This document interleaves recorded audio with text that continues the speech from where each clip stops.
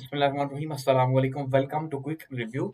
और quick review में world affair series के अंदर आपका वेलकम है। और वर्ल्ड अफेयर्स में हम बात करने जा रहे हैं जी US fighter jets bomb Yemen, beginning of a new war in Middle East. कि आपने देखा कि भाई कल रात जो है वो अमेरिकन जो फाइटर जेट्स हैं उन्होंने बॉम्बिंग की है यमन के ऊपर, हौसियों के ऊपर या हौसियों के ठिकानों के ऊपर, जिसमें सिविलियंस की भी अमवात जो है वो हुई है। तो क्या अब ये जो ट्रंप साहब के आने के बाद ये पहली बार ये अटैक हुआ, ठीक है, यमन के ऊपर, तो इससे हम ये इंडिकेट कर सकते हैं, इससे एनालाइज कर सकते हैं कि भाई फ्यूचर में एक नई वॉर का जो है वो आगाज होने जा रहा है मिडिल ईस्ट के अंदर। कि एक साइड से हम ये देख रहे हैं कि एक वॉर जो है यानी कि गजा इसराइल वॉर वो खत्म होने जा रही है, लेकिन दूसरी साइड से ट्रंप साहब जो है वो एक नई वॉर का आगाज करने जा रहे हैं मिडिल ईस्ट के अंदर। ठीक है, तो मिडिल ईस्ट में शायद आप देखिए इस मैप के अंदर, तो यहाँ पे गजा इसराइल का तो शायद ये कॉन्फ्लिक्ट जो है वो अगर हम देखते हैं कि सीज फायर सस्टेन करता है और उसके बाद कोई जो है वो नया पीस प्लान सामने आता है, तो यहाँ पे तो शायद अमन हो जाए।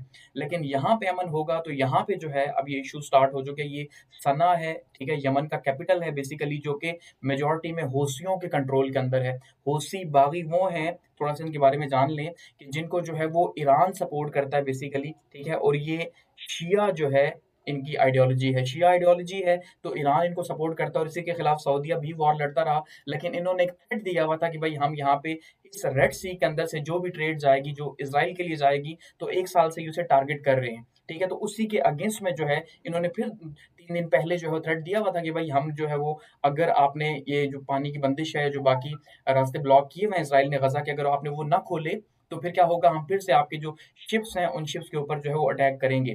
तो उसके बाद फिर इन्होंने इन्होंने गो कि अटैक किया नहीं, लेकिन इनके ऊपर अटैक हो गया।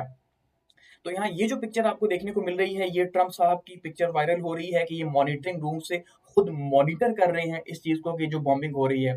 और ये उस तरह की बॉम्बिंग नहीं है कि जो एक बार हुई, 5-7 बॉम्ब गिराए गए और खत्म हो गए, बल्कि कहा जा रहा है कि अब ये ट्रंप साहब खुद कह चुके हैं कि हम इसको आगे लेके चलेंगे। ठीक है? उस वक़्त तक हम ये बॉम्बिंग जारी रखेंगे, यानी चलेगी, रुकेगी, चलेगी, जब तक हम अपने मकासद जो है वो हासिल नहीं कर लेते। तो अब मकासद इनके क्या हैं? उनमें से एक मकसद तो ये यही है कि भई ये हौसियों को खत्म करें, क्योंकि हौसियों ने ये कहा हुआ है कि हम तो इज़राइल की जो शिप्स यहाँ से जाएँगे, उनको टारगेट करेंगे, ठीक है? तो क्या अब यहाँ पे एक नई वॉर जो है मिडल ईस्ट के अंदर डेवलप होने जा रही है और ट्रंप साहब एक नई वॉर में हिस्सा डालने जा रहे हैं, वो कहते तो ये हैं कि मैं पीस का जो है नोबेल प्राइज़ लूँ और मैं अमन करने आया हूँ दुनिया के अंदर। तो अब देखते हैं कि वो अमन कर रहे हैं या फिलहाल तो हालात नज़र नहीं आ रहे उस तरह। तो इस न्यूज़ को डिस्कस करते हैं। अब सबसे पहले जो न्यूज़ है वो क्या है जी, कि 15 मार्च को जो है, यानी कि सैटरडे नाइट को, ठीक है, तो सैटरडे नाइट को अटैक किया गया और ये काफ़ी लंबी जो है वो बमबारी हुई है सना के ऊपर, जो कि हौसियों का कैपिटल है, यमन का भी कैपिटल है और हौसियों के कंट्रोल के अंदर है, वहाँ पे हुई है। तो यूएस इसके लिए यूज़ कर रहा है डिसेसिव एंड पावरफुल। खुद उसका मीडिया जो कह रहा है वो क्या कह रहा है कि डिसेसिव, यानी एक मकसद के तहत, एक डिसीजन के तहत हम ये कर रहे हैं, ठीक है, और एक पावरफुल अटैक कर रहे हैं कि जब हम अपने मकसद में तब तक कामयाब नहीं होंगे, हम ये करेंगे। यानी ये जो एयर स्ट्राइक्स हैं, तो एयर स्ट्राइक्स उन्होंने की हैं और डोनाल्ड ट्रंप साहब ने खुद इसको मॉनिटर किया, ये कहा जा रहा है, क्योंकि उनको थ्रेट है कि रेड सी के अंदर जो शिपिंग है, आपको पता है पिछले 1 साल से जो है वो हूसी उसे थ्रेट कर रहे हैं, तो जिससे सबसे बड़ा थ्रेट जो है वो बिज़नेस के पॉइंट ऑफ से अगर देखा जाए तो बहुत बड़ा थ्रेट है, क्योंकि जो कंटेनर या शिपमेंट जो जाती है, जो रेड सी से, देखिए ये है इंडियन ओशन और यहाँ पे है रेड सी। अब यहाँ इंडियन ओशन से जो ट्रेड जा रही है रेड सी से, उसके बाद स्विस कैनाल से जाके, तो यहाँ पे अटलांटिक ओशन और उसके बाद यहाँ पे यूएस तक वो जाती है सारे का सारा, ये उसका रूट जो है जा रहा है और ये शॉर्टेस्ट वे है। तो दूसरी साइड से अगर हम देखेंगे, तो अगर ये इस रेड सी को यूज़ नहीं करेंगे, तो फिर अल्टीमेटली यहाँ पे साउथ अफ्रीका जो है, उससे इन्हें जो है वो यूज़ करके जाना पड़ेगा और एक लंबा फासला तय करके जाना पड़ेगा, जिससे जो कॉस्ट है वो बहुत ज़्यादा बढ़ जाएगी। ठीक है? तो ये कहा जा रहा है। तो इसलिए भाई ये कॉस्ट को कम करने के लिए कर रहे हैं। अब इनका ये क्लेम है, यूएस का ये क्लेम है कि जो हौसी हैं, उनके पास अपनी पावर तो है नहीं, तो ईरान उन्हें सपोर्ट कर रहा है। बिल्कुल वैसे ही जैसे हमास को ईरान सपोर्ट कर रहा था, उनका कहना ये है, इसी तरह से ईरान जो है वो यहाँ पे सपोर्ट कर रहा है। ईरान ने ही हौसियों को बनाया भी है, ठीक है? तो जो है वो ईरान को हम साथ में टारगेट कर रहे हैं। यानी कहने का मतलब ये है कि यहाँ पे अगर टारगेट हौसी होंगे, तो ईरान को भी उसका नुकसान होगा, ठीक है? तो कह रहे हैं हम अगर ऐसा नहीं करेंगे, तो बिलियंस ऑफ डॉलर्स का हमें नुकसान हो जाएगा। तो जो रिपोर्ट है उसके मुताबिक जो है ये कहा जा रहा है कि 31 लोग जो हैं वो अभी तक जो है इनकी जो है डेथ हुई है इसके अंदर और 101 से ज़्यादा जो है वो ज़ख्मी है। जबकि हौसियों का ये कहना है कि इसके अंदर सिविलियंस जो हैं वो काफ़ी ज़्यादा टारगेट हुए हैं। ठीक है? ये तो मामलात हैं। अब यहाँ पे सबसे इंटरेस्टिंग बात ये है कि नो मिलिट्री और पॉलिटिकल लॉजिक, कि सबसे इम्पोर्टेंट चीज़ क्या है कि भई अब ज़रा बात को समझिएगा, अमेरिका ने ये स्ट्राइक्स क्यों की? अमेरिका ये कह रहा है कि जो हूसी हैं उन्होंने ये थ्रेट दिया हुआ था कि हमने इज़राइल की तरफ जो शिपमेंट जाएगी उसको अटैक करेंगे, जो कि पिछले साल से कर रहे हैं, लेकिन फिलहाल ये सिलसिला रुका हुआ था। इसीलिए जो है वो 10 ममालिक का अलायंस भी लास्ट टाइम अमेरिका ने जो बाइडेन साहब की अंडर बनाया था, ठीक है? ख़ास करके जिसमें अमेरिका, यूके और फ्रांस जो है वो शामिल हैं कि भई हम जो है यहाँ पे हूसियों को रोकेंगे जो रेड सी के अंदर ये जो सारे के सारे मामलात ख़राब करेंगे, ठीक है? तो अभी फिलहाल ये जो रीसेंट स्ट्राइक हुई है, इस रीसेंट स्ट्राइक से पहले हूसियों ने थ्रेट दिया हुआ था इज़राइल को कि हम आपके जहाज़ों पे अटैक करेंगे, लेकिन किया नहीं। यानी उन्होंने अटैक किया भी नहीं और उसके बदले में अमेरिका ने जो है आगे से पहले से ही जो है वो अटैक कर दिया और इनको इतना नुकसान पहुँचाया और वो कह रहे हैं हम इससे आगे तफवील लेके चलेंगे, ठीक है? तो फिलहाल ये कोई अटैक हुआ भी नहीं, लेकिन फिर भी जो है वो सैटरडे इवनिंग को ये सारे मामलात वहाँ पे हुए हैं, ठीक है? अब अगर हम इसका इम्पैक्ट देखते हैं, देखिए अब हूसी जो है वो तो यूएस को ब्लेम कर रहे हैं कि भाई उसने एक जो है वो बदमाशी बनाई हुई है, ठीक है? कि जिसका दिल करता है, अब हमने कुछ किया नहीं, उसने मुँह उठा के हमारे ऊपर अटैक कर दिए। वाक़ई में और वो कह रहे हैं ये वॉर क्राइम है, ठीक है? ये जुर्म है कि किसी भी मुल्क के अंदर आप वैसे ही मुँह उठा के जो है बमबारी कर दें विदाउट एनी रीज़न कि भाई ये करने लगा है। लेकिन ख़ैर यूएस को तो कोई नहीं रोक सकता, ये तो हम भी जानते हैं। लेकिन इसमें यूके जो है वो फिलहाल शामिल नहीं था, ये जो लास्ट स्ट्राइक्स हुई हैं, अमेरिका ने ही जो है या ट्रम्प साहब ने ही जो है वो इसको आगे लेके गए और इनिशिएट किया। अब ट्रम्प साहब ने थ्रेट क्या दिया है, इसको ज़रा आपने एनालाइज़ करना है और फिर आपको फ्यूचर का थोड़ा-सा जो है वो समझ आएगी और फ्यूचर को प्रेडिक्ट करने में आपको आसानी होगी। अब ट्रम्प साहब क्या कहते हैं, वी विल नॉट टॉलरेट, ठीक है? उनका जो अपना मीडिया है, जो एक एक्स है उनका अपना मीडिया, उसके ऊपर उन्होंने कहा पूरा ट्वीट किया कि हम अब इसको टॉलरेट नहीं करेंगे मज़ीद हौसियों को कि वो रोकें और वो कहते हैं we will use overwhelming lethal force until we have achieved our objectives. हम जो है वो मौलिक तरीके से ताकत का इस्तेमाल करेंगे जब तक जो है हम अपने मकासद को नहीं पहुंच सकते। गो कि यहाँ पे उन्होंने मकासद जो है क्या कह रहे हैं, मकासद को ऑब्जेक्टिफाई नहीं किया कि हौसियों का खात्मा मकासद है, ठीक है? मिडल ईस्ट में एक नई वॉर मकसद है या क्या मकसद है, यानी कि कोई मकसद जो है वो वाजे नहीं कर पा रहे, लेकिन कह रहे हैं हमारे मकासद तक, ठीक है? तो वो इस चीज को जो है कह रहे हो, कहते हैं ये जो है इस दफा यानी हम जो करेंगे ये याद रहेगा उन्हें। और उस साथ एग्जांपल दे रहे हैं, कहते हैं I have ordered the US military today to launch a decisive and powerful military operation against the Houthi terrorism in Yemen, ठीक है? उसके साथ साथ वो कहते हैं we will use the overwhelming lethal force until we have achieved our objectives, कि भाई हम इसमें जो है वो ताकत का इस्तेमाल करेंगे और इतना इस्तेमाल करेंगे कि जब तक हम अपने मकासद को पहुंच नहीं जाते या मकासद को हासिल नहीं कर लेते, तब तक हम जो है ये जारी रखेंगे। और साथ में वो मजीद क्या कहते हैं, वो कहते हैं भाई इससे क्या अंदाजा होगा उनको कि भाई ये जहन्नुम की बारिश उनके ऊपर शुरू हो गई है, ठीक है? वो ये कह रहे हैं कि अगर हौसी जो है बाज ना आए तो उन्हें यूं लगेगा कि भाई ये जहन्नुम की बारिश है, कि हम इस तरह से रॉकेटों की बारिश कर देंगे इनके ऊपर, वो ये बात कह रहे हैं, ठीक है? अब पास्ट अटैक की अगर हम हौसियों की बात करते हैं तो देखिए हौसियों ने नवंबर 2023 के अंदर जो है उन्होंने फर्स्ट टाइम टारगेट करना स्टार्ट किया था जो मर्चेंट वेसल्स थे, यानी कि जो ये जो जहाज हैं, बहरी जहाज। तो ये बहरी जहाज जाहिर बात है दुनिया की 90% ट्रेड इन्हीं से होती है और जो वेस्ट की ट्रेड है वहां से यहाँ, ये यहाँ से वहां, वो स्विस कनाल और इसी तरह से रेड सी से ही होके जाती है। तो इन्होंने ये थ्रेट किया था कि भाई अगर आपने जो है वो इसराइल को यानी गजा वालों को ना छोड़ा या उनकी जंगबंदी ना की तो हम पे आप पे अटैक करेंगे। तो उन्होंने उस टाइम से अटैक स्टार्ट कर दिए थे, बीच-बीच में से अटैक करते थे।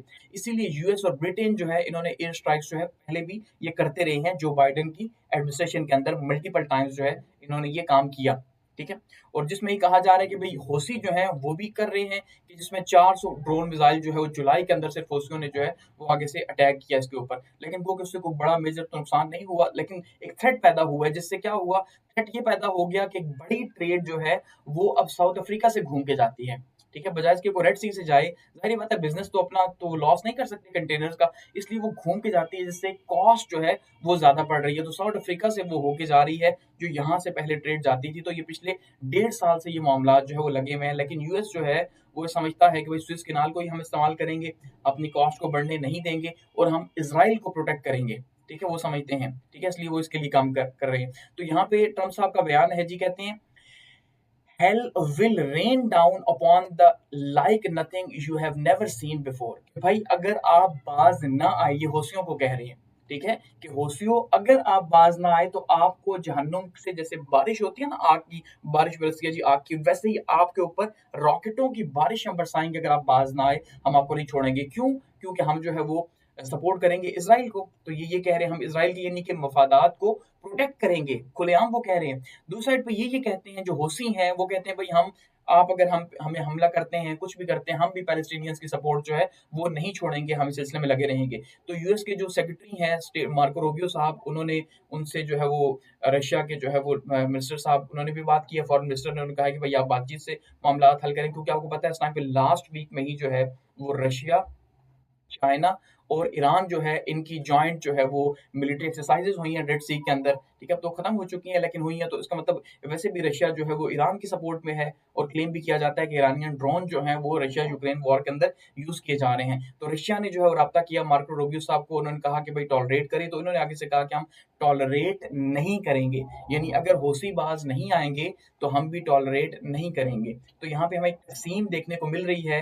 कि भाई एक साइड से रशिया तो खुद वॉर कर रहा है, लेकिन दूसरी साइड से वो अमेरिका को समझा रहा है कि भाई इसको कुछ भी ना खाओ। जबकि अमेरिका कह रहा है कि अगर ईरान भी जो है इसमें शामिल हुआ और ईरान ने अगर वॉर में शामिल होने की कोशिश की, तो मैं ईरान के ऊपर भी अटैक करूंगा। आपने देखा भी रिसेंट जो है, एक हफ्ता पहले की आपने न्यूज देखी होगी कि जो ट्रम्प साहब हैं उन्होंने ऑफर की थी नई न्यूक्लियर निगोशिएशंस की ईरान को, ठीक है, और ईरान ने आगे से उसे रिजेक्ट कर दिया था कि भाई हम कोई भी जो है कंप्रोमाइज नहीं करेंगे अपने न्यूक्लियर वेपन्स के ऊपर, ठीक है। तो इससे उन काफी ज्यादा गुस्सा भी था ट्रम्प साहब को कि भाई वो मुझे कैसे इनकार कर सकते हैं, समझ रहे हैं। तो बेसिकली ईरान ने इनकार किया हुआ है कि हम कोई भी नई न्यूक्लियर निगोशिएशंस आपके साथ, अमेरिका के साथ नहीं करेंगे। तो बेसिकली यहाँ पे वही इशू है, आपने देखा जो अभी ट्रम्प साहब ने जो बैन किए हैं जिन मालिक के ऊपर कि भाई उनके वीजे बिल्कुल ही उन्होंने सस्पेंड कर दी, उसमें ईरान भी शामिल है। तो इसलिए अब ईरान की साइड पे शायद हम ये देख रहे हैं कि ट्रम्प जो है वो अब ईरान की साइड सीधे हों, क्योंकि अब देखिए सबसे बड़ा मिडिल ईस्ट के अंदर प्लेयर है इसराइल, जरा बात को समझिएगा, ठीक है। इसराइल को सबसे बड़ा थ्रेट किससे है? ईरान से है। अब इसराइल को जो डायरेक्ट थ्रेट था वो किससे था? वो था हमास से। हमास तकरीबन 90% ये खत्म कर चुके। हिजबुल्लाह से था, हिजबुल्लाह जो है वो भी तकरीबन खत्म हो चुकी और कमजोर हो चुकी। अब अगर ये दोबारा बिल्ड हो सकते हैं फ्यूचर के अंदर, तो वो ईरान की मदद से ही हो सकते हैं। और अब अगर कोई थ्रेट बचा हुआ भी है तो वो हमास और हिजबुल्लाह नहीं है, बल्कि वो कौन है? वो बेसिकली जो है वो हौसी हैं, जिनको ईरान सपोर्ट कर रहा है। शायद अब इज़राइल जो है उसकी टेक्निकल मूव ये है कि वो मिडल ईस्ट से अपने दुश्मनों को खत्म करना चाहता है, या उन ग्रुप्स को खत्म करना चाहता है जो बेसिकली ईरान की सपोर्ट के साथ उस पे हमलावर हो सकते हैं। इसलिए पहले उसने हमास को खत्म किया, उसके बाद हिजबुल्लाह को बहुत ज्यादा कमजोर किया, उसके कमांडर्स को शहीद किया। अब वो हौसियों की तरफ है, और ये जो सिलसिला है वो डायरेक्टली खुद तो सामने नहीं आया, लेकिन उसने अमेरिका को सामने कर दिया, और अमेरिका जो है यहाँ पे अब वॉर जो है वो लड़ना स्टार्ट हो गया इसराइल के मफाद की। और ये काफी खतरनाक है कि ट्रम्प साहब तो ये कह के आए थे कि भाई मैं जो है वो इसराइल को सीधा रास्ता दिखाऊंगा, तो यहाँ पे वो खुद ही जो है वो डायरेक्टली इन्वॉल्व हो गए हैं इसराइल की तरफ से लड़ने के लिए। तो यहाँ पे भी हम देख रहे हैं कि हमारे जो है वो समंदरों के अंदर जो है वो इस टाइम पे वॉर जो है वो पहुंच चुकी है, ठीक है। तो इसका काफ़ी ज़्यादा जो है वो हम ये देख सकते हैं कि फ्यूचर में असर होगा। तो बेसिकली अब यहाँ पे इसका जो एट द एंड हम देख रहे हैं कि इन फ्यूचर क्या हम प्रेडिक्ट कर सकते हैं। तो देखिए प्रेडिक्ट ये कर सकते हैं कि अब ट्रम्प साहब ये कह चुके हैं कि भाई हम इस वॉर को नहीं रोकेंगे जब तक हम अपने मकासद हासिल नहीं करेंगे। जो कि मकासद वो बता तो नहीं रहे, लेकिन उनका जो मकसद है बेसिकली वो यही होगा कि अब जैसे हिजबुल्लाह और हमास को कमज़ोर किया, वैसे ही हौसियों को भी यहाँ पे तोड़ा जाए। लेकिन यहाँ पे डायरेक्ट इन्वॉल्वमेंट अमेरिका खुद लेके आ रहा है। तो इससे रीजन के ऊपर क्या असर पड़ेगा? क्या ईरान जो है वो इन फ्यूचर शामिल हो सकता है? क्या ईरान के ऊपर अटैक हो सकता है? क्योंकि ईरान शायद डायरेक्टली शामिल न हो, ऐसा ही लग रहा है, जैसे उसने हिजबुल्लाह और हमास की तरफ डायरेक्टली इन्वॉल्व नहीं हुआ था। तो यहाँ पे अब देखते हैं कि क्या जो है वो हालात बनते हैं, और क्या चाइना और रशिया को यहाँ पे रोल प्ले करते हैं यहाँ पे हौसियों को प्रोटेक्ट करने के लिए, या नहीं करते। तो ये भी काफी इंपॉर्टेंट क्वेश्चन है। तो एक नई वॉर जो हम देख रहे हैं मिडल ईस्ट के अंदर शायद जो है वो स्टेब्लिश हो रही है, और इसके जो असरात हैं वो भी हम देखेंगे काफी जो है वो दुरुस्त होंगे और खतरनाक होंगे।